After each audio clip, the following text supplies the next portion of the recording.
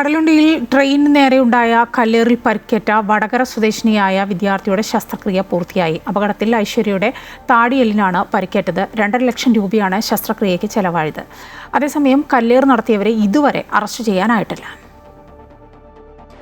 Kannur executive എക്സ്പ്രസിന് നേരെ ഉണ്ടായ കല്ലേറിൽ പരിക്കേറ്റ ഐശ്വര്യയുടെ അച്ഛനാണ് നമ്മളോടൊപ്പം ചേരുന്നത്. 30-ാം തീയതി രാത്രിയായിരുന്നു സംഭവം.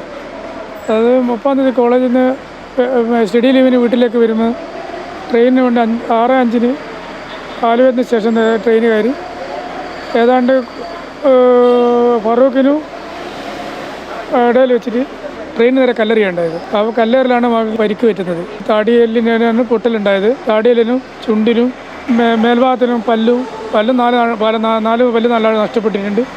പിന്നെ താടിയെല്ലിന് പൊട്ട് സംഭവിച്ചിട്ടുണ്ട്. അത് ഇന്നലെ സർജറി ചെയ്ത് ഏതാണ്ട് 4 മണിക്കൂർ നിൽക്കുന്ന സർജറി ആയിരുന്നു.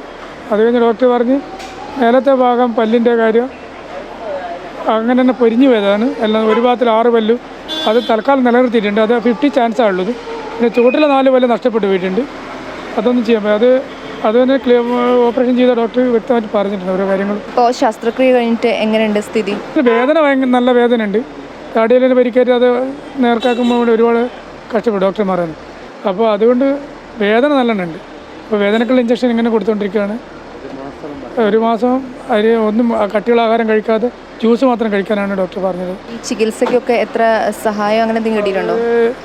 ഈ 2 ലക്ഷം രൂപയോളം വേണ്ടി വരുന്ന ഈ ആശുപത്രി പറഞ്ഞത് സർജറിക്ക് മാത്രമാണ്. മറ്റ് ചിലവുകൾ പുറത്ത്, അതായത് ആദ്യം CT സ്കാൻ എടുത്ത് താടിയെല്ലിൻ്റെത്, പിന്നെ ബ്രെയിനിൻ്റെ എടുത്ത് CT സ്കാൻ എടുത്ത്, അതൊക്കെ ഇതിന് പുറമെയാണ്. മരുന്നിന് മെഡിസിനൊക്കെ ഇതിന് പുറമെയാണ്. 2 ലക്ഷം രൂപയോളം ഇതിന് ചിലവാകുന്നവർ ഡോക്ടർ പറഞ്ഞത്, ഓപ്പറേഷന് മാത്രം.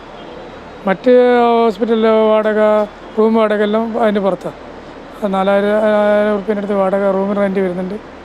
പഠിക്കുകയായിരുന്നു അവിടെ ആലുവയിൽ? ഒരു PG ക്ക് പഠിക്കുകയായിരുന്നു.